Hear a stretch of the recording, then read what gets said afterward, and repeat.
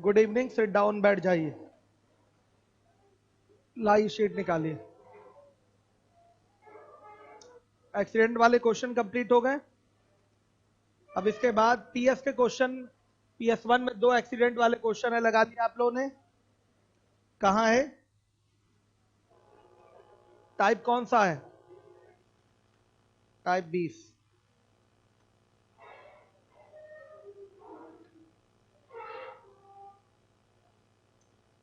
कौन बच्चा ओरल बताएगा क्वेश्चन का आंसर?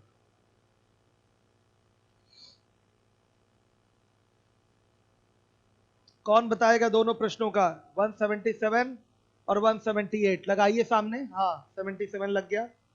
एक ट्रेन दिल्ली से सुबह 8 बजे चलती है। 6 घंटे बाद ट्रेन में कुछ खराबी आ जाती है, जिसकी वजह से वह अपनी 2/3 चाल से आगे बढ़ती है और 40 मिनट लेट हो जाती है। अगर यह ट्रेन 200 किलोमीटर आगे खराब हुई होती तो यह बस 30 मिनट लेट होती। दिल्ली से आगरा के बीच की दूरी आपको ज्ञात करनी है, तो पहले यहां चाल निकालनी पड़ेगी, उसके बाद दूरी निकालेंगे आप। यहां खराबी के बाद रुक नहीं रही है, इसलिए कोई टेंशन है नहीं, बाद में माइनस नहीं करना। चलिए देखिए, चाल अगर निकालनी है तो जो भी कहानी बननी है इसी 200 किलोमीटर में ही बननी है। तो पहले इस 200 किलोमीटर के लिए चाल 2, बाद में क्या हुई है 3, समय हो जाएगा 3, और अब समय हो जाएगा 2, समयों का अंतर 1 के, और यहां से बचत कितने की हो रही है? 10 मिनट की। 1 बराबर 10 मिनट की। तो बताइएगा बच्चों, बोलिए। तो 2 बराबर किसके? बताइए। 2 बराबर 20 मिनट के। क्लियर है कि नहीं? लग गया है ओरल? सीधे सीधे टाइम निकाल लिया 20 मिनट। फिर इसके बाद क्या चाहिए? क्या चाहिए बताइए? चाल। हाँ, तो चाल बताइए। चाल क्या हो जाएगी? 200 बटा में 20/60, इसका मतलब 600 किलोमीटर प्रति घंटा। क्लियर हो गया? 600 किलोमीटर प्रति घंटा। अब ये तो आपने क्लियर कर लिया। तो शुरुआत में 6 घंटा चला है, तो दूरी कितनी हो जाएगी तय? 600 गुणे 6, यानी कि 3600 किलोमीटर की दूरी ये तय कर चुका है। अब देखिए, अगर दिखाई दे रहा है 10 मिनट की बचत हो रही है, दुर्घटना 200 किलोमीटर आगे हो रही है, तो बच्चों पूरा बचत करा ले 40 मिनट का, तो दुर्घटना कितना आगे बताइए? सीधे 10 में 4 का गुणा, तो उधर आपका 200 में 4 का गुणा, तो 800 आ जाएगा। तो दूरी कितनी हो गई? 800। तो 3600 और 800 कितना हो गया? 4400। ये आपका आंसर है। 4400 क्या आ गया आंसर? कैसे किया मैंने? ओरल किया कि नहीं किया? पेन उठाए इसके लिए? नहीं हो गया? तो ऐसे ही करना है, डू योर सेल्फ में डाल देते हैं हम आपके लिए, खुद से करिए ओरल। एक आइडिया पता चल गया, और सवाल लगाएंगे आप लोग ओरल, डू योर सेल्फ। हो गया? अब आ जाइए सीधे PS2 पे। हर एक बच्चे को करना है। PS2 पे आ जाइए। PS2 पे आइए।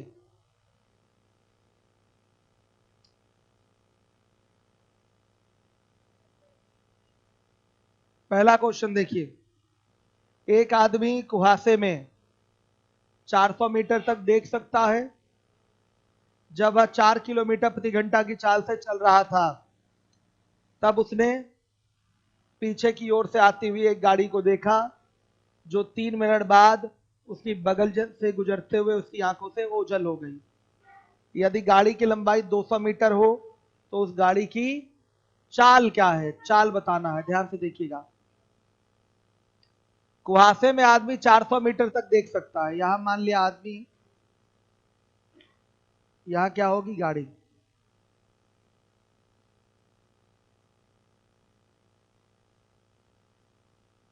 गाड़ी की लंबाई कितनी है? 200 मीटर। आदमी अगर यहां है, ध्यान से देखिए, तो गाड़ी का इंजन उसे कितनी दूरी पर दिखेगा? 400 मीटर की दूरी पर दिखेगा। देखिए, आदमी देख रहा है, गाड़ी का इंजन उसे 400 मीटर की दूरी पर दिखेगा। इंजन दिखेगा, पूरी गाड़ी नहीं दिखेगी। आप कभी देखे हैं रेलवे ट्रैक के साइड में जाकर, आप स्टेशन से थोड़ा सा दूसरी तरफ देखिए, जिधर से ट्रेन आ रही है तो क्या दिखता है? इंजन ही दिखता है पूरी ट्रेन। मेनली कहा जाए तो इंजन ही दिखता है सामने से। सही है बच्चों, तो ये इंजन दिख रहा है। कुहासे में वो आदमी 400 मीटर आगे देख पाएगा और 400 मीटर पीछे देख पाएगा। तो पीछे देखा है तो उसे क्या दिखाई दे रही है? ट्रेन आती हुई दिखाई दे रही है। तो ट्रेन का क्या दिखाई देगा उसे? इंजन दिखाई देगा। आ गई बात समझ में? अब देखिए, 3 मिनट बाद ट्रेन उसकी बगल से होते हुए आंखों से क्या हो गई है? ओझल हो गई है। सुनिएगा, अभी तो दोनों ये चल रहे हैं। यहां आकर इस व्यक्ति को क्या होगा? ये 200 मीटर की ट्रेन क्या होगी? पकड़ेगी। अब ऐसा तो है नहीं कि व्यक्ति रुक गया, ध्यान दीजिएगा, या ट्रेन रुक गई, दोनों में अभी स्पीड है। तो व्यक्ति लगातार क्या होगा? पीछे हो जाएगा, और ट्रेन क्या होगी? लगातार इससे आगे हो जाएगी, और ये आंखों से क्या हो गई? ओझल हो गई। लास्ट में आखिरी डिब्बा कितनी दूरी पर उसे दिखाई देगा? 400 मीटर की दूरी पर दिखाई देगा।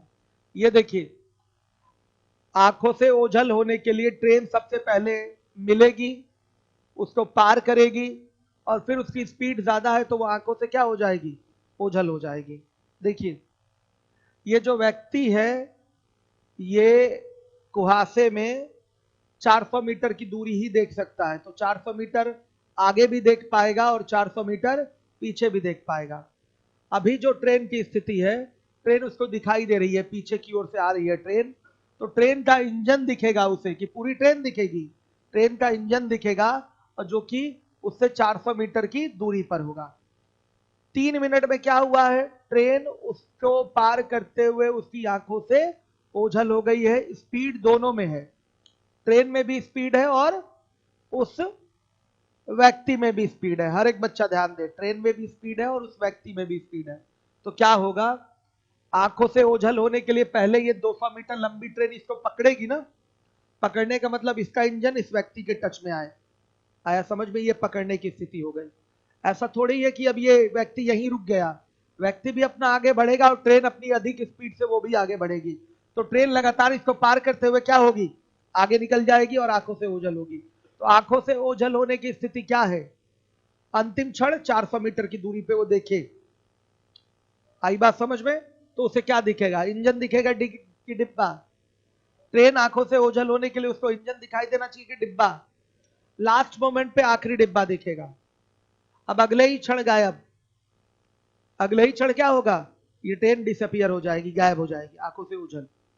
तो बच्चों ये बता दीजिए कि 3 मिनट में क्या घटना हुई है? 3 मिनट में इस ट्रेन ने पहले 400 मीटर का गैप कवर करके 400 मीटर का गैप कवर करके इस व्यक्ति को पकड़ा है, और फिर 400 मीटर का गैप क्रिएट किया है, और 200 मीटर का ये गैप क्रिएट किया है। कुल 600 मीटर का गैप क्रिएट करके आंखों से ओझल हो गया है। 400 का गैप क्रिएट होगा कि 600 का? 600 का, क्योंकि इंजन एकदम लास्ट में आ गया। यहां पर, यहां क्या दिखाई दे रहा था? इंजन। अभी इंजन कहां है? 600 मीटर आगे है। फाइनली इंजन कितना आगे है? 600 मीटर आगे। इंजन अभी दिखाई दे रहा है। आंखों से ओझल होने के लिए इंजन इस व्यक्ति से कितनी दूरी पर है? 600 मीटर की दूरी पर है। तो कुल 3 मिनट में जो कवर होगा गैप, या क्रिएट होगा गैप, वो कितना होगा? 1000, 4 4 800, और फिर 200 ट्रेन की लंबाई। तो कुल 1000 मीटर का गैप आपका कवर और क्रिएट होगा। किससे? सापेक्षिक चाल से। आगे बात समझ में? सापेक्षिक चाल से कुल 1000 मीटर का गैप कवर या क्रिएट होगा। इस बात को समझे? दोबारा देखिए, एक व्यक्ति एक कुहासे में 400 मीटर तक ही देख सकता है, तो आगे भी 400 मीटर और पीछे भी 400 मीटर देख पाएगा। क्लियर हो रहा है? ये बात समझ में आ रही है? 400 मीटर आगे और 400 मीटर पीछे वो देख सकता है। देखिएगा ध्यान से। तो अभी उसको ट्रेन पीछे से आती हुई दिखाई दे रही है, तो व्यक्ति यहां है। व्यक्ति में भी कुछ चाल होगी। व्यक्ति की चाल क्या है? 4 किलोमीटर प्रति घंटा इस व्यक्ति की चाल है। ध्यान से देखिए, इसको बनाने से अच्छा पी बना दे यहां पर। पर्सन, पर्सन, ये ट्रेन है, ये ट्रेन है, ये ट्रेन है। देखिए सही है। और इस ट्रेन की चाल क्या हो गई? 10 किलोमीटर प्रति घंटा हो गई। पीछे से आती हुई इसको ट्रेन दिखाई दे रही है, तो कितनी दूरी पर वो ट्रेन दिख पाएगा? 400 मीटर की दूरी पर। यानी कि इंजन और उस व्यक्ति के बीच में दूरी कितने की है? 400 मीटर की।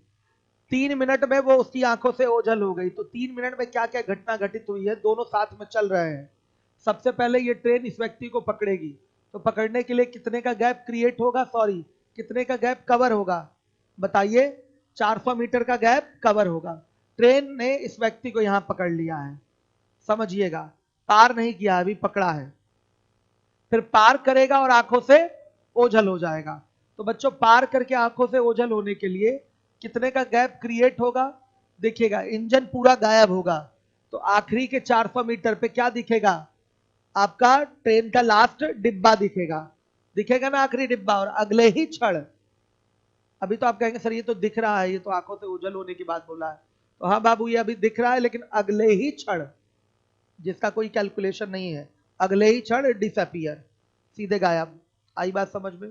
तो गायब होने के लिए उसको कितने का गैप क्रिएट करना होगा? 400 ये लास्ट डिब्बा देखने तक, और 200 मीटर ये, क्योंकि इंजन यहां पहुंच चुका है। इंजन ये 200 मीटर की दूरी तय करके यहां पहुंचेगा। तो कुल सापेक्षिक चाल से कुल तय दूरी, रिलेटिव स्पीड से कुल तय दूरी क्या होगी? 400 प्लस 400 और प्लस 200, कितना बच्चे? 1000 मीटर। आप जानते हैं कि रिलेटिव स्पीड इक्वल टू क्या होगा? D by T. तो रिलेटिव स्पीड हो जाएगा x माइनस 4 बराबर डी हो गया 1000, और टी की वैल्यू 3 मिनट, यानी कि 3 गुणे 60, ये मीटर पर सेकंड में हो गया। इसको आप 18/5 से गुणा करके किस में चेंज कर लेंगे? किलोमीटर प्रति घंटा में। तो x बराबर क्या? 24 किलोमीटर। ये आपका आंसर है, नोट कर लीजिए।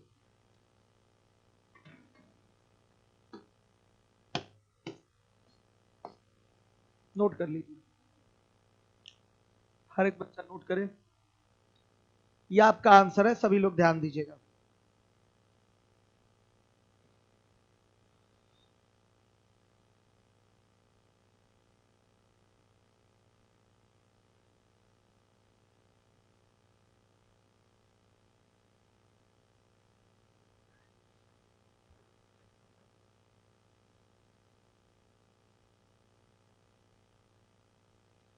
आया सबको समझ में? अब अगला क्वेश्चन ऐसे ही फिगर बना के दूसरा आप लोग करिए। कर लेने दीजिए बच्चों को, कर लें, अभी किया है। और लोग करें इसको, अगले क्वेश्चन को, दूसरे नंबर का। सबका आंसर आना चाहिए। करने वाले तो कर लिए, लेकिन आंसर सबका आना चाहिए। किसी को डाउट है इस क्वेश्चन में तो हमसे फिर से पूछ ले दोबारा, हम फिर बता देंगे। यूपीएसआई वाले बच्चे जो लाइव पढ़ रहे हैं मोबाइल पे, आप भी ध्यान दीजिए। टॉपिक चल रहा है इस समय, SICI भी चल रहा है। पहले दिन की क्लास आप लोगों की छुट्टी है SI की, तो उसको कवर करिए। आज क्लास नहीं चल रही है SI की, आज नहीं चली है ना SI। आज टेस्ट हुआ है उस टाइम पे, मेंसुरेशन चला है।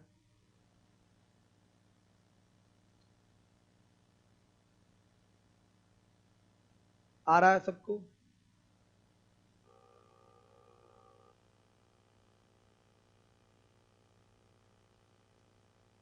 अभी भी कई बच्चे इसी को देख रहे हैं, समझ रहे हैं कि कहां क्या हुआ है। आप चश्मे वाले बालक, आपको समझ में आया क्वेश्चन? ठीक है। कितने लोगों को यह सवाल समझ में आ गया? देखिए, ये आंखों से ओझल होने वाली घटना सापेक्षिक चाल से ही घटित होगी। सापेक्षिक चाल से कुल गैप कवर हुआ है और क्रिएट हुआ है। पहले 400 मीटर का गैप कवर होगा तो मिलेगी, मतलब व्यक्ति और ट्रेन मिलेंगे। फिर उसके बाद 600 मीटर का गैप क्रिएट होगा, तब वो आंखों से ओझल हो जाएगा। मतलब इंजन को पूरा पूरा लास्ट में जाना है ना, पूरी इंजन लास्ट में चली जाएगी। दूसरे नंबर का क्वेश्चन सेम है आप लोगों का। एक आदमी कुहासे में 50 मीटर तक ही देख सकता है, वह 4 किलोमीटर प्रति घंटा की चाल से चल रहा है, तथा पीछे मुड़कर अपनी ओर आते हुए एक गाड़ी को देखा। गाड़ी की लंबाई 20 मीटर थी, तथा वह 30 सेकंड बाद उसकी आंखों से ओझल हो गई। उस गाड़ी की चाल क्या थी? क्वेश्चन तो सेम है, कर पाएंगे बच्चों आप लोग? कितने लोगों ने कर लिया दूसरे नंबर का सवाल? चलिए बहुत बढ़िया, हो गया आप लोगों का। करिए फिर, फटाफट करिए, टाइम नहीं लगना चाहिए। आया है कि नहीं ये सवाल समझ में, ये बता दीजिए। क्वेश्चन भी क्लियर नहीं हुआ है? सही बताइए। और किसको किसको क्लियर नहीं हुआ भाई? ईमानदारी से हाथ उठाइएगा। देखिए इसमें तो कुछ था ही नहीं। ये एक व्यक्ति है, ये 400 मीटर आगे और 400 मीटर पीछे कुहासे यानी कोहरे में देख सकता है। विजिबिलिटी कम होती है ना बच्चों, ज्यादा दूर तक आदमी नहीं देख पाता। तो उसे पीछे से अपनी ओर आती हुई एक ट्रेन दिखाई दे रही है। तो ट्रेन के इंजन की उस व्यक्ति से दूरी क्या होगी? 400 मीटर होगी। 3 मिनट बाद वो ट्रेन उसको पार करते हुए आंखों से ओझल हो गई। तो घटना कैसे कैसे घटित हुई होगी, एकदम क्रमबद्ध ढंग से देखिए, इसको समझिए। देखिए आंखों से ओझल होने के लिए पहले ये ट्रेन इस व्यक्ति को पकड़ेगी। ट्रेन ने इस व्यक्ति को पकड़ा है और यही थोड़ी पकड़ेगा, ये व्यक्ति रुका थोड़ी है, इसमें चाल है 4 किलोमीटर प्रति घंटे का। ये इधर आगे की ओर बढ़ेगा, ट्रेन भी आगे आएगा। ट्रेन की चूंकि स्पीड 8 किलोमीटर प्रति घंटा है, जो कि इससे ज्यादा है, तो निश्चित रूप से ट्रेन का इंजन इसको पकड़ेगा। पकड़ लिया। अब हम आपसे केवल ये पूछना चाहते हैं, इस व्यक्ति को ट्रेन जब पकड़ रही है तो कितने का गैप कवर होगा सापेक्षिक चाल से, ये हमको बता दीजिए। आप पढ़िए ये सब रिलेटिव स्पीड वगैरह वाली बातें। तो जब मिलने पकड़ने की बात आए तो जो गैप है 400 मीटर का ही तो है, तो यही तो कवर होगा। यहां पर ट्रेन जब पी को बच्चों पकड़ेगी तो कितने का गैप कवर होगा? 400 का ही गैप कवर होगा। अब देखिए आंखों से ओझल होने की स्थिति क्या है। अपना ये धीरे धीरे आगे बढ़ रहा है और ये तेजी से आगे बढ़ी है, और 400 मीटर की दूरी पर इसका लास्ट डिब्बा दिखाई देगा। आया समझ में? लास्ट बोगी इसकी दिखाई देगी और इंजन आपका यहां पहुंच जाएगा। तो आंखों से ओझल होने के लिए 400 मीटर का गैप तो क्रिएट होना चाहिए, साथ ही साथ ये 200 मीटर का भी गैप क्रिएट होना चाहिए, क्योंकि इंजन पहले हम देखे थे। अब क्या दिखाई देगा? ट्रेन की चूंकि लंबाई है तो आखिरी क्या दिखाई देगा? डिब्बा। आया समझ में? तो इसको कितना आगे बढ़ना पड़ेगा? इसको टोटल 200 मीटर और आगे बढ़ना पड़ेगा। आई बात समझ में? 200 मीटर और आगे बढ़ाइए। क्लियर हुई बात कि नहीं? तो कितने का गैप कवर और क्रिएट हुआ वो बता दीजिए। 400 ये तो यहां मिलेगा, फिर 400 200 600 ये, तो ये आंखों से ओझल हो जाएगा। अब अगले ही क्षण, अभी लास्ट में दिख रहा है, लास्ट मोमेंट पे दिख रहा है, लेकिन अगले ही क्षण क्या होगा? आंखों से ओझल। तो आंखों से ओझल होने के लिए रिलेटिव स्पीड से कुल तय दूरी होगी 1000।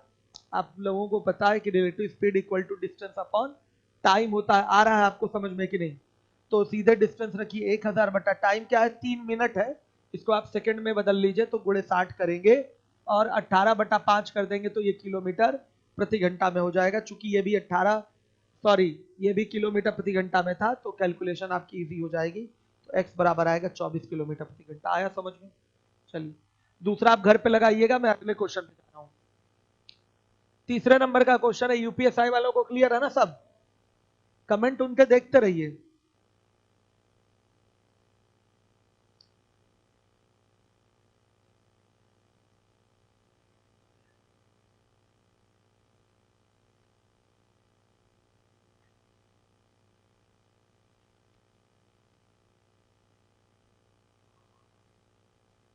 पचास किलोमीटर प्रति घंटा की गति से चलने पर एक कार 1 लीटर में 15 किलोमीटर चलती है और 60 किलोमीटर प्रति घंटा की गति से चलकर उतनी ही दूरी 80% पेट्रोल में तय कर लेती है। 60 किलोमीटर प्रति घंटा की गति से 120 किलोमीटर की दूरी तय करने में कितने लीटर पेट्रोल की आवश्यकता होगी? देखिए 15 किलोमीटर की दूरी अगर 60 की स्पीड से तय करेगा, 60 किलोमीटर प्रति घंटा की स्पीड से तय करेगा, तो उसे 1 लीटर का कितना लगेगा? 80% पेट्रोल लगेगा। सहमत है?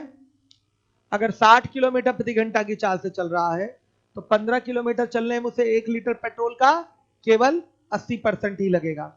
आ गई बात समझ में? 1 लीटर पेट्रोल का 80% लगेगा, यानी कि 0.8 लीटर पेट्रोल लगेगा।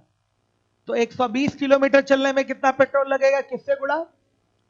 बताइए 8 से, तो यहां भी किससे गुणा, 8 से, तो ये हो गया 120 किलोमीटर की दूरी, और पेट्रोल कितना लग जाएगा 6.4 लीटर। ये आपका आंसर है।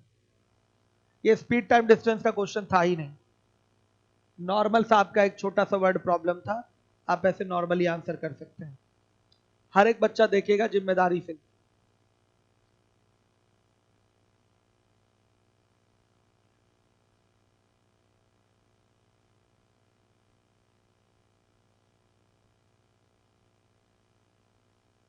हर एक बच्चा देखे, समझ में आया होगा आप लोगों को। सभी लोग ध्यान दीजिए।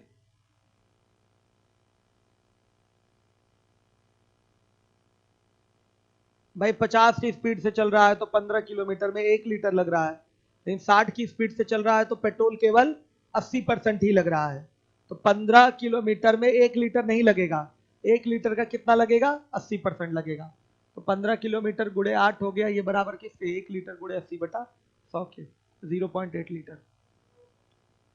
तो 120 किलोमीटर की दूरी तय करने में कितना पेट्रोल लगेगा, गुणे 8 आ गया 120 किलोमीटर, तो गुणे 8 आ गया 6.4 लीटर, इतना पेट्रोल लगेगा। आइए चलिए देखिए क्वेश्चन नंबर 4 है। यह भी आपका स्पीड टाइम डिस्टेंस का क्वेश्चन नहीं है, हो जाएगा आराम से।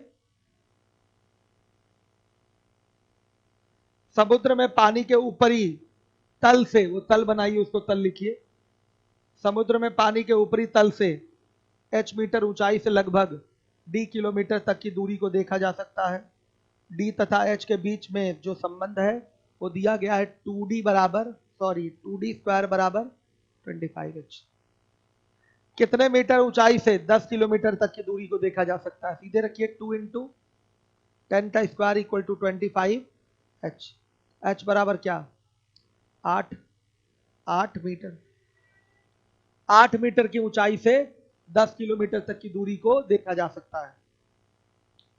8 किलोमीटर की ऊंचाई से, सॉरी 8 मीटर की ऊंचाई से 10 किलोमीटर तक की दूरी को देखा जा सकता है।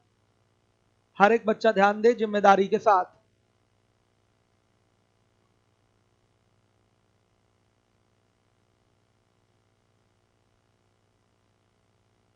सभी लोग ध्यान दीजिएगा।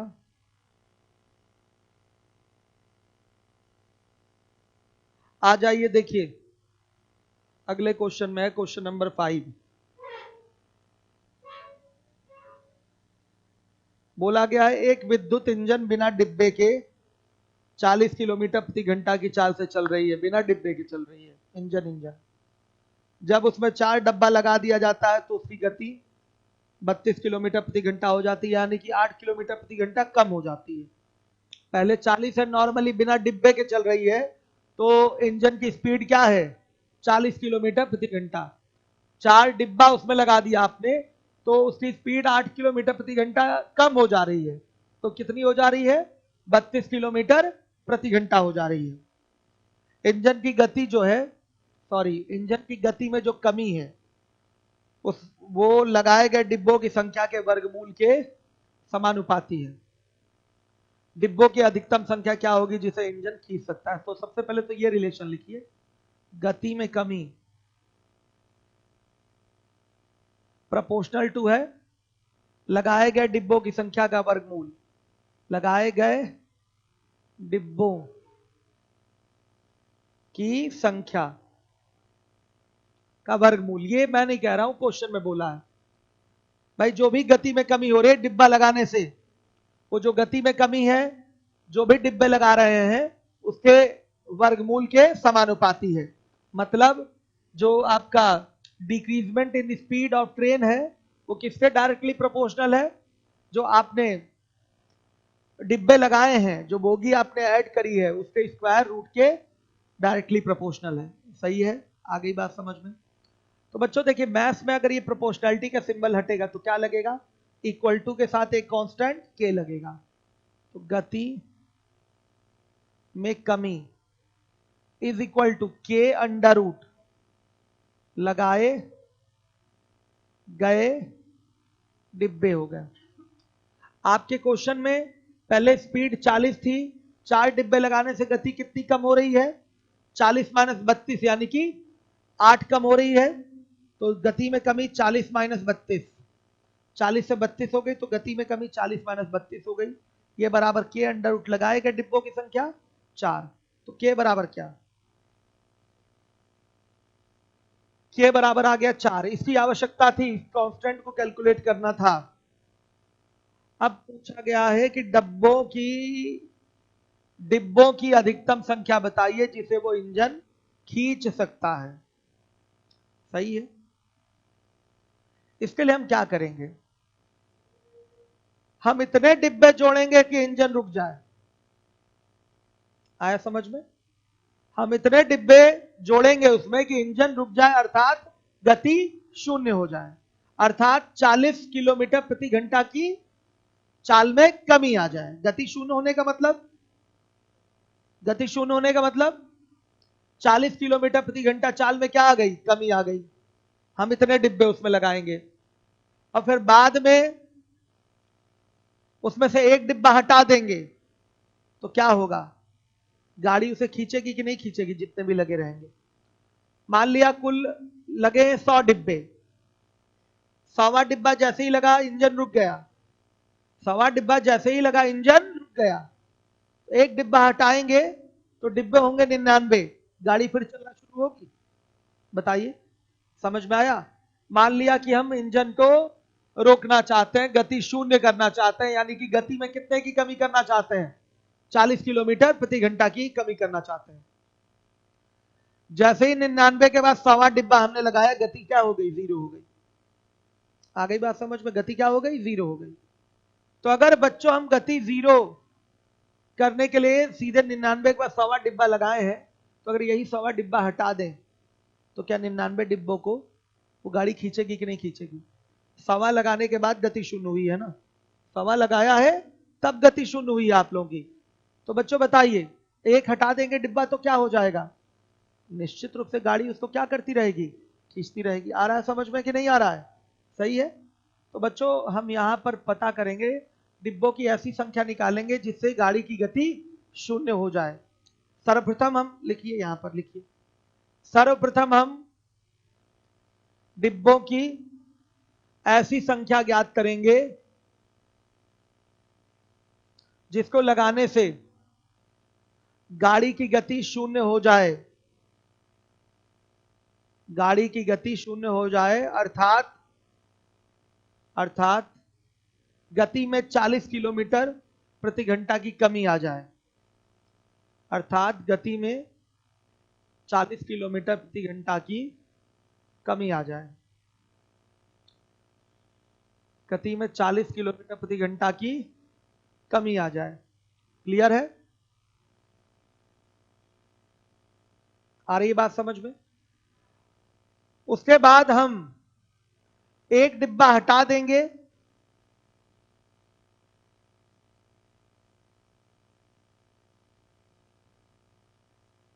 तो हमें डिब्बों की ऐसी अधिकतम संख्या प्राप्त होगी, तो हमें डिब्बों की ऐसी अधिकतम संख्या प्राप्त होगी जिसे वो गाड़ी खींच सकती है, वो गाड़ी खींच सकती है।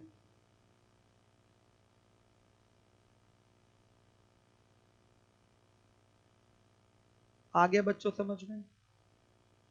सही है किसी को कोई डाउट? क्लियर है कि नहीं? चलिए, नहीं समझे आप लोग? समझ गए? तो देखिए, फिर से ही अगेन उठाइए, गति में कमी कितना हो जाएगा बताइएगा? 40 से गति 0 हो रही है, तो 40 माइनस 0, 40 तो कर रहे हैं। बताइए, 40 से गति क्या हो रही है? 0, यानी कि गति में कितने की कमी की गई? 40 की। 40 से हो रही है 32, तो गति में कितने की कमी? 8 की। घटाकर ऐसे ही निकलता है, तो आप केवल 40 ही बोल दीजिए, डायरेक्ट गति में कमी कितने की हो गई? 40। ये किसके बराबर होगा? के अंडर रूट डिब्बों की संख्या, और के का मान अभी अभी हमारा आया है 4, डिब्बों की संख्या, तो ये आ गया 10। तो डिब्बों की संख्या क्या होगा, क्या आएगा, 100 डिब्बे रहेंगे तो तुरंत गाड़ी की गति क्या हो जाएगी, शून्य हो जाएगी। अब इसमें से एक डिब्बा क्या करेंगे, निकाल देंगे। 100 माइनस 1 बराबर 99।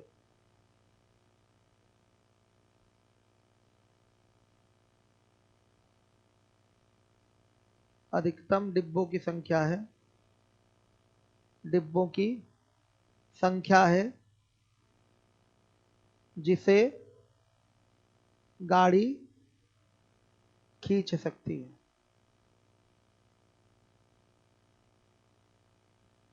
चलिए, अब इस पे कोई किसी को क्वेश्चन करना है, किसी को प्रॉब्लम परेशानी समस्या तो बोले। बताइए।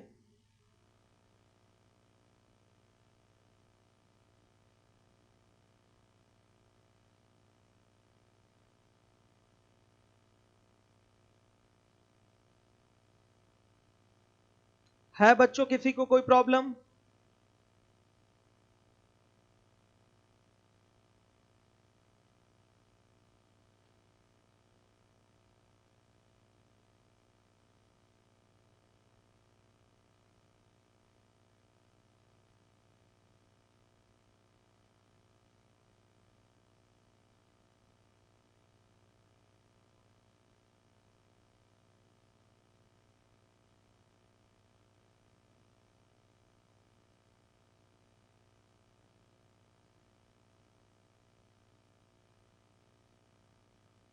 बताइए बच्चों, किसी को प्रॉब्लम है? क्लियर है कि नहीं है? आ गई बात समझ में?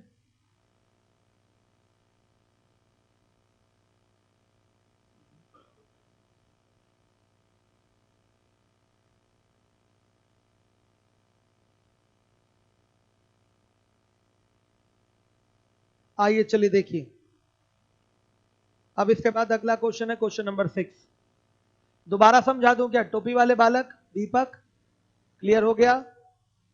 और दोबारा देखिए, आपके पास एक क्या है, मान लिया विद्युत इंजन है, उसकी स्पीड क्या है, खड़े हो जाइएगा, उसकी स्पीड है 40 किलोमीटर प्रति घंटा। जब आप उसमें डिब्बे ऐड करेंगे तो स्पीड पर प्रभाव पड़ेगा कि नहीं? नहीं पड़ेगा? पड़ेगा ना, ठीक है। भारी हो जाएगा आपका गाड़ी तो स्पीड पर प्रभाव पड़ेगा। 4 डिब्बे आप ऐड कर रहे हैं तो उसकी स्पीड हो जा रही है 32 किलोमीटर प्रति घंटा। तो गति में क्या हुई है, कमी हुई है। गति में कमी 8 किलोमीटर प्रति घंटा की हुई है। और ये जो बोला गया है कि जो गति में कमी है ये लगाए गए डिब्बों की संख्या के वर्गमूल के समानुपाती है। समानुपाती मतलब देखिए यहां पर प्रोपोर्शनल है, ये बोला जा रहा है, तो डायरेक्टली ही लेंगे। देखिए, जो गति में कमी होगी वो लगाए गए डिब्बों की संख्या के वर्गमूल के क्या होगी, समानुपाती होगी। आई बात समझ में? तो आइए, अगर मैथमेटिकली इसको आपको लिखना है इक्वेशन फॉर्म करके, तो यहां प्रोपोर्शनलिटी हटाकर इक्वल टू लगाना पड़ता है, साथ ही साथ एक कांस्टेंट के लग जाता है। इसको आपको सीख लेना पड़ेगा, ऐसा होता है जब ये सिंबल हटता है। ये पहली बार तो नहीं देख रहे हैं, जानते हैं ना इस चीज को? ठीक। गति में कमी इज इक्वल टू के अंडर रूट लगाए गए डिब्बों की संख्या। अब देखिए क्या हो जाएगा, 40 माइनस 32, गति में कमी कितने की, 8 किलोमीटर प्रति घंटा की आई, और ये बराबर किसके होगा, के अंडर रूट 4 के। 4 डिब्बे लगाए थे तब तो ऐसा गति में कमी 8 किलोमीटर प्रति घंटा की हुई थी, तो के बराबर क्या आ गया, 4। अब हम अपने क्वेश्चन की ओर आएंगे। हमसे पूछा गया है डिब्बों की अधिकतम संख्या बताइए जिसे वो गाड़ी खींच सकता है। डिब्बा जोड़ते जाइए, जोड़ते जाइए, जोड़ते जाइए, जोड़ते जाइए। तो हम डिब्बों की ऐसी संख्या पहले जोड़कर निकालेंगे जिससे कि गति क्या हो जाए, शून्य हो जाए। आया समझ में? गाड़ी रुक जाए। तो गति शून्य होने का मतलब गति में कितने की कमी, 40 किलोमीटर प्रति घंटा गति थी। गति शून्य होने का मतलब कितने की हम कमी करेंगे, 40 किलोमीटर प्रति घंटा की कमी करेंगे। तो वापस से फिर लिखेंगे कि 40 बराबर 4 ब्रैकेट में डिब्बों की संख्या, 4 क्या है, के का मान, डिब्बों की संख्या आई 100। 100वां डिब्बा जैसे ही लगाएंगे गाड़ी ठप। ठप मतलब बच्चों गति हो गई शून्य। अब उसी में से एक डिब्बा काट के हटा दीजिए तो रेंग कर खींचना शुरू करेगी कि नहीं? 100वें पे जाके ठप हुई है ना, तो 99 पे क्या होगी? खींचेगी कि नहीं खींचेगी उसको? ये इतनी कहानी है केवल। आया समझ में? तो 98 पे भी खींचेगी, 97 पे भी खींचेगी, लेकिन हमसे क्या पूछा है? अधिकतम संख्या जिसे वो खींच सकती है। तो एकदम उसका सांस उखड़ रहा है गाड़ी का, लेकिन वो 99 डिब्बा रेंग रेंग के क्या करेगी? खींच देगी बच्चों।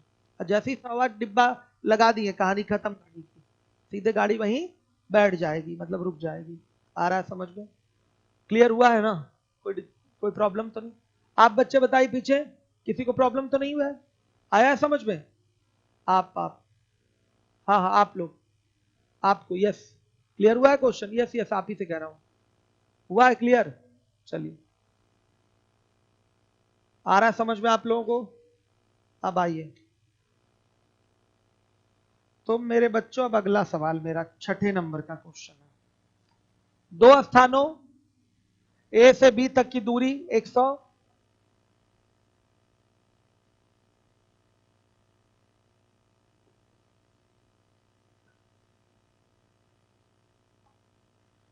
दो स्थानों, ध्यान से देखिएगा,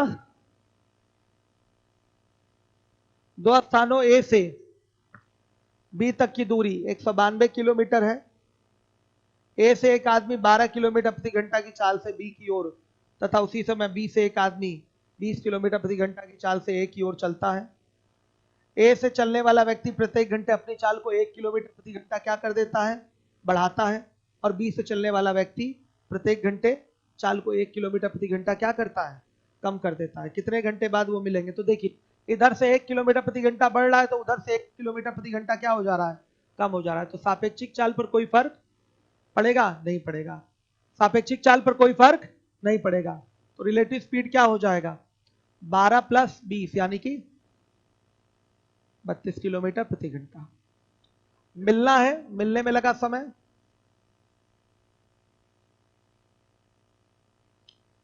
गैप अपॉन रिलेटिव स्पीड 192/32, कितना?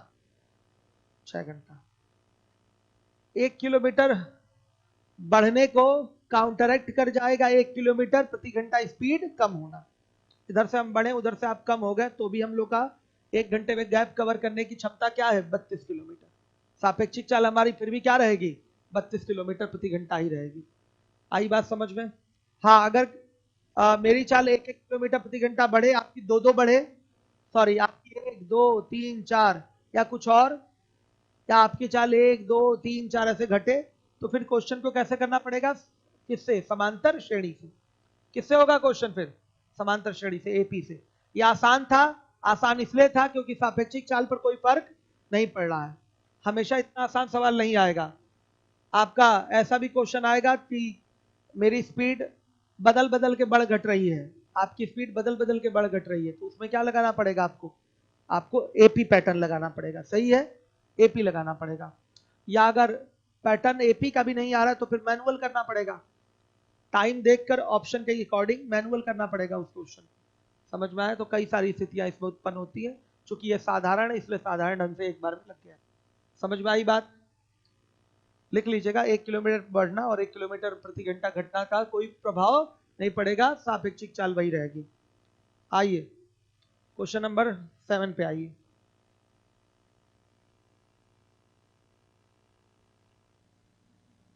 एक यात्री रेलगाड़ी,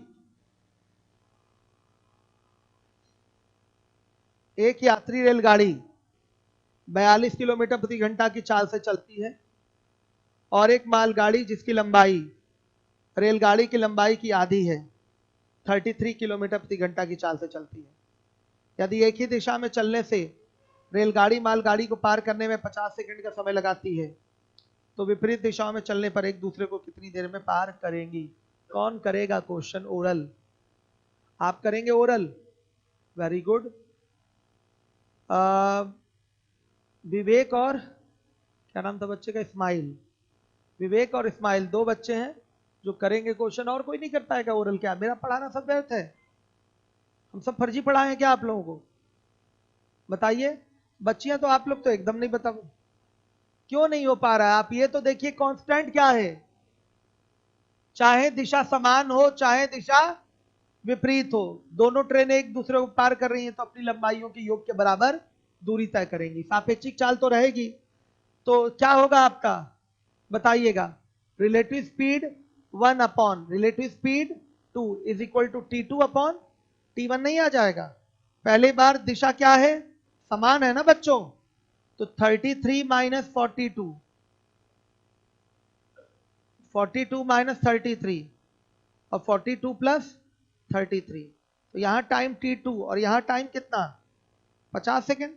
दीजिए आंसर T2 का कितना आ रहा है, हाँ 6 सेकेंड। अब बताइए, आप कह रही हैं कि नहीं लग पाएगा ओरल क्वेश्चन,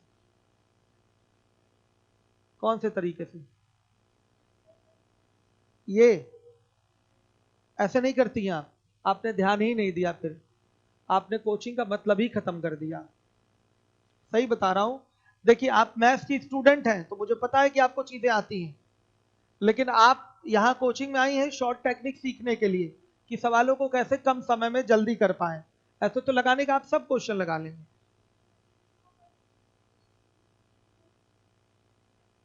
ये सब पहले से आते हैं, मतलब इस तरीके से नहीं, नॉर्मली आते हैं, मतलब ऐसे नहीं आता, मतलब रेशियो इक्वल करके नहीं आता। आप नॉर्मल लगाती हैं, रेशियो से नहीं लगाती। कुछ कुछ क्वेश्चन लगा, अभी प्रैक्टिस आपको करना पड़ेगा, दोबारा से पढ़ना पड़ेगा। ये तो सब पढ़ाना लिखाना सब आप बर्बाद कर दिए हमारा, ये तो गलत बात है। चलिए अब अपने मेथड से लगाइए 8वां, हम देखते हैं लगती है कि नहीं। आप लगाइए 8वां, लगाइए 8वां, हाँ 8वां लगाइए। यहां बच्चों कोचिंग का मतलब क्या है, जो मैं लिया सीखिए, जो तरीके से कि आप अगर मैथ्स के स्टूडेंट किए हुए हैं, इंटर मैथ्स से हैं, तो आपको कहीं मैथ्स में प्रॉब्लम नहीं होगी। आप कोई भी सवाल आए किसी किसी प्रकार से तो लगा ही लेंगे बिना टीचर के हेल्प के, क्योंकि उतना आपका मेंटल लेवल बड़ा होता है। और ये टॉपिक ऐसा टॉपिक है कि जो मैथ्स स्ट्रीम के बच्चे होते हैं उनको ज्यादा समझ में आता है, स्पीड टाइम डिस्टेंस, क्योंकि कंडीशनल क्वेश्चन है, उनको कंडीशन बना बना के करने में बहुत आराम रहता है, वो कर ले बिना किसी टीचर हेल्प के। लेकिन फिर भी जब आप स्पीड डिस्टेंस टाइम कोचिंग में पढ़ रहे हैं, तो कोचिंग वाला तो निश्चित रूप से चेक करके टीचर पढ़ाएगा कि नहीं पढ़ाएगा, कुछ ना कुछ, जिससे जल्दी क्वेश्चन का आंसर आए, तो वो मेथड आपको सीखना है। जैसे आपने बेटा जिस मेथड से किया होगा उससे कम समय में ऐसे लगा है क्वेश्चन, आप जिस भी मेथड से आपने किया होगा उससे कम टाइम लगा कि नहीं, इसमें बहुत कम टाइम लगा। ये ओरल भी हो सकता था, हमने तो लिख दिया, लेकिन ये तो यही तो ओरल है, सीधे सीधे यही ओरल था आपका, वहां सीधे सीधे ओरल आ जाता आंसर। चलिए अब करिए।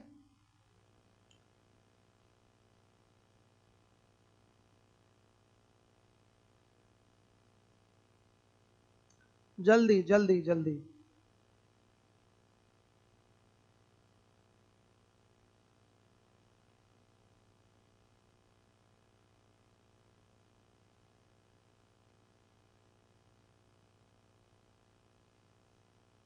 कितने लोगों ने कर लिया?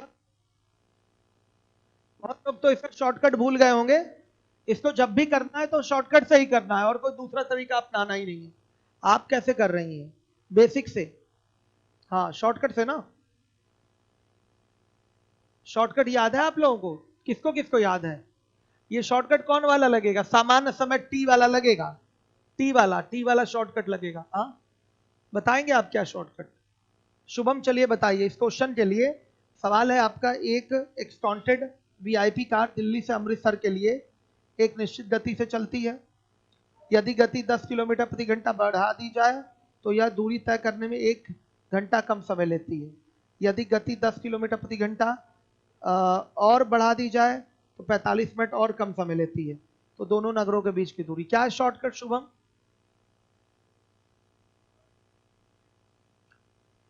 टी बराबर S1 S2, S1 S2, सही सही बोलिएगा। याद ही नहीं किए आप? नहीं बाबू, ये कहां लगेगा, बैठिए। बच्चियों में किसी को, आप लोगों में से याद है किसी को? दोनों लोगों में से याद है आपको? चलिए बताइए। 2S1 S2 तो लग ही नहीं सकता इस पे। क्यों नहीं लग सकता? क्योंकि दोनों बार चालें बढ़ाई गई हैं। उसमें क्या होता है, एक बार चाल बढ़ती है और एक बार चाल घटती है। और उसमें समय एक बार बराबर, समय कम और ज्यादा लगता है, तो ये हो जाता है आपका पैटर्न 2s1s2 अपॉन में s1 डिफरेंस s2, ये लग जाता है, सामान्य चाल के लिए लगता है। फिर ये हर जगह नहीं लगता, फिर उसके लिए एक यूनिवर्सल हमने शॉर्टकट नोट कराया है। वो शॉर्टकट क्या था ये बताएगा बच्चा, आप रहने दीजिए। ये याद है? और किससे पूछा, आपको याद है? अरे बालक, अभी तक तो नकल मार लिए होते पीछे से आप लोग, इतने देर से पूछ रहा हूं मैं। बताइए आप लोग, किसको याद है? और रुक जाइए मैं पूछता हूं। वो बच्चा खड़ा होगा, क्या नाम है आपका? हाँ, आप खड़े होइए। यस यस यस, बताइए क्या है? एस अपॉन, सुन नहीं पा रहे हम। S plus minus s1 upon, हाँ, इंटू इंटू t1 बराबर s plus minus s2 upon s2 into t2। क्या ये सही बोले हैं? यही तो मैं पूछ रहा था, क्योंकि t की यहां भी आवश्यकता नहीं, सीधे इतना प्रयोग कर लीजिए। सही है तो बताइए। चाल s है, पहली बार चाल कितनी बढ़ाई गई है? 10 किलोमीटर प्रति घंटा बढ़ाई गई है, बटा में 10, और गुणे क्या, 1 घंटा समय कम लगा है, बराबर s प्लस 20, बोला गया है 10 किलोमीटर गति और बढ़ा दी गई। वेरी गुड, बैठ जाइए। 10 पहले बढ़ाई गई थी, 10 और बढ़ाने का मतलब कितना बढ़ाया गया? 20 बढ़ाया गया ना, तो s प्लस 20 अपॉन s2 क्या होगा? 20 और इंटू क्या, t2, मतलब 45 मिनट और कम लग रहा है, यानी कि 1 घंटा 45 मिनट कम लगेगा। और 1 घंटा 45 मिनट का मतलब क्या, 1/3/4 घंटे कम लगेगा, यानी कि 7/4 घंटे समय कम लगेगा। हल करके एस बराबर बताइए, 60 किलोमीटर प्रति घंटा। ये लगाना ही पड़ेगा, इसके लिए शॉर्टकट है। आपको याद नहीं है, भूल गई होंगी, पढ़ाया तो था बच्चे हमने। तो आप जो चीज कभी किसी का छूट जाए तो उसको कवर कर ले, ठीक है, कवर कर लेना बहुत जरूरी होता है।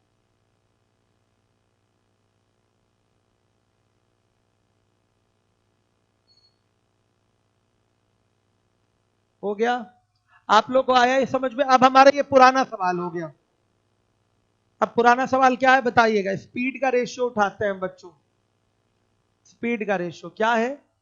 पहले चाल कितनी हो जाएगी?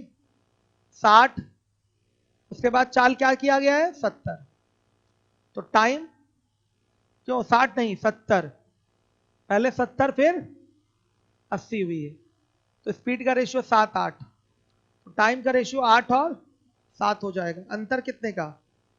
हाँ बताइए, एक का। पहले 1 घंटा, बताइए, पहले 1 घंटा लेट, और फिर उसके बाद 1 घंटा लेट नहीं, 1 घंटा पहले, और फिर 1 घंटा 45 मिनट पहले, समयों का अंतर 45 मिनट, यानी कि 3/4 घंटे। तो क्या निकाल दें? 8 बराबर 8 गुणे 3/4, कितना? 6 घंटा। तो बच्चों 70 की स्पीड से 6 घंटा चल के वो दूरी तय होगी, तो दूरी बराबर क्या, 70 गुणे 6, यानी कि 420 किलोमीटर। लीजिए आंसर हो गया। हर एक बच्चा देखेगा जिम्मेदारी से। ये सब सवाल आपके एग्जाम में पूछे जाएंगे, और ये याद रखिएगा, यूपीएसआई के लिए तो बहुत इंपॉर्टेंट है। एसएससी तो आना ही आना है, ये सब आता ही है, यूपीएसआई के लिए भी इंपॉर्टेंट है ये सब क्वेश्चन।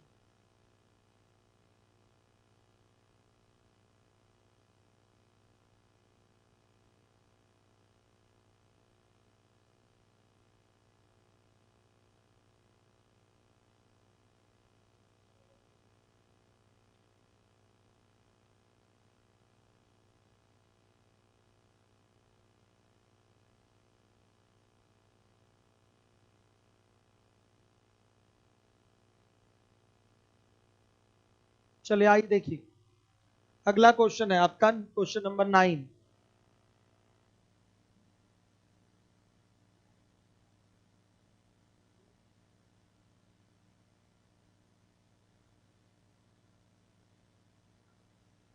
किसी महामार्ग पर पी क्यू तथा आर तीन स्थान ऐसे हैं कि क्यू पी तथा आर के बीच में है। पी क्यू बराबर 35 और क्यू आर बराबर 5।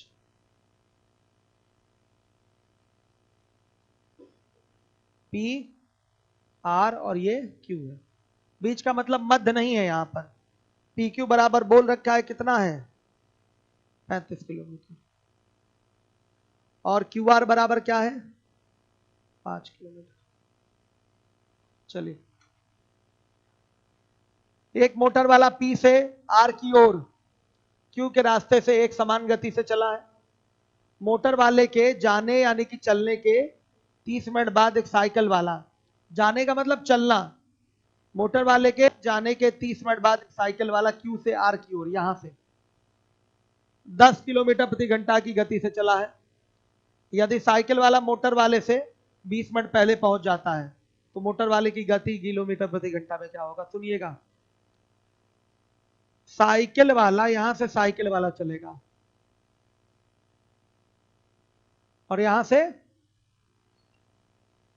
मोटर वाला चलेगा। ध्यान से देखिए, साइकिल वाला क्यू से आर तक कितने समय में पहुंचेगा, यह पता करिए। साइकिल वाले को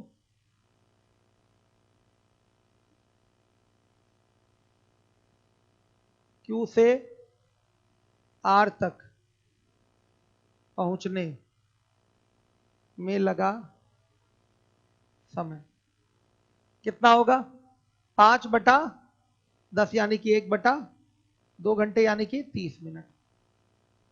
बस अब रुक जाइएगा। साइकिल वाला क्यू से आर तक यानी कि डेस्टिनेशन पे पहुंच जाएगा 30 मिनट में। फिगर क्लियर होना चाहिए।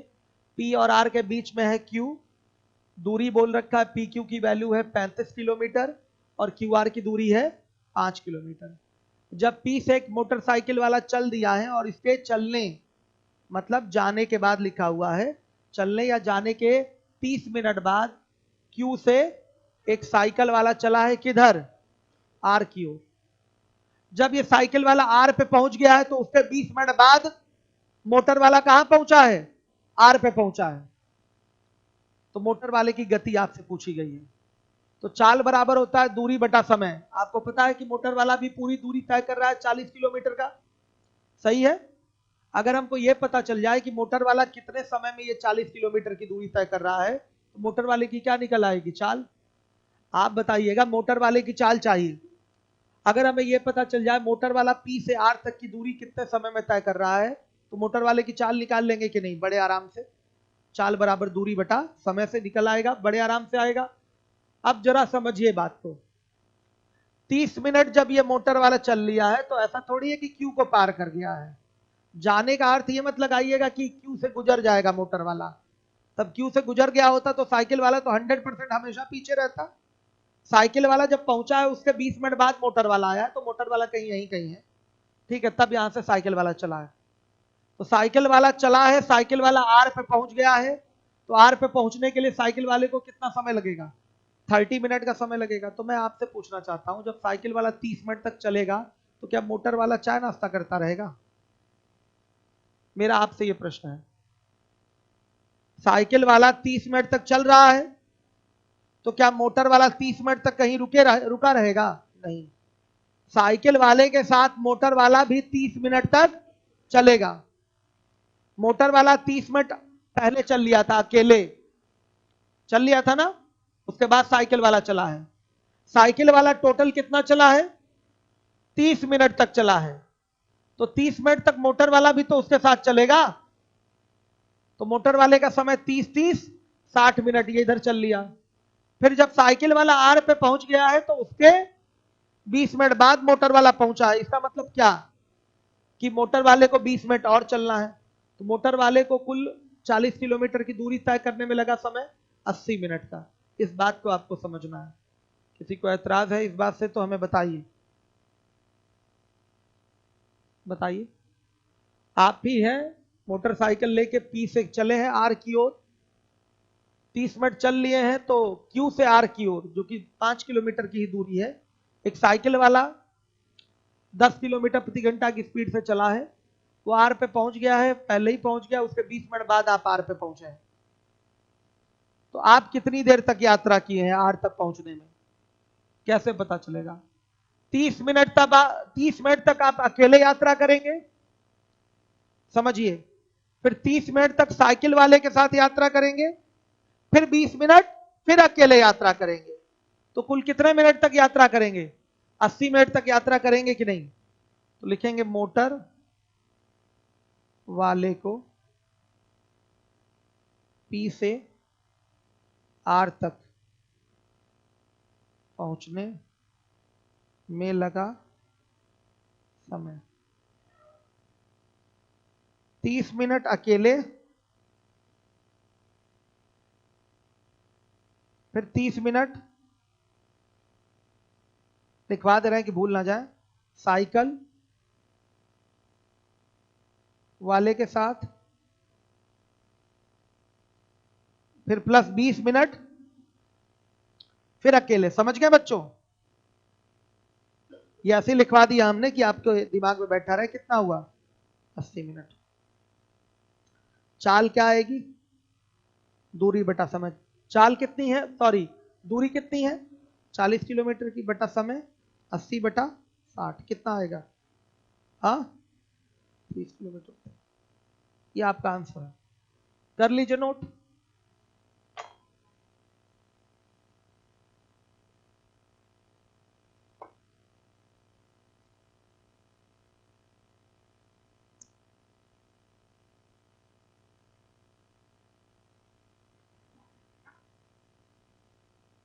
कर लीजिए नोट बच्चों।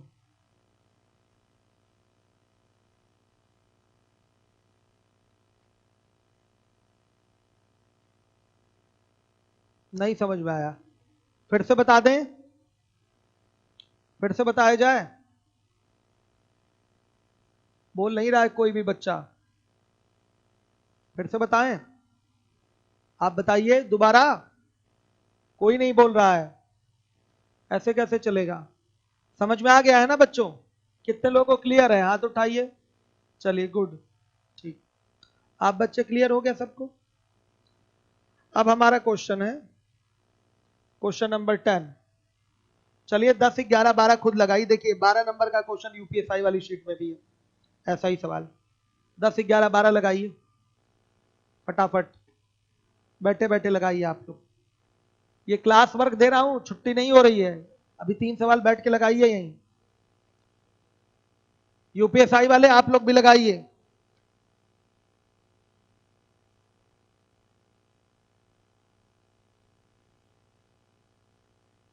लगा के देखिए लग रहा है कि नहीं तीनों क्वेश्चन? लगाइए आप भी यूपीएसआई वाले बच्चे।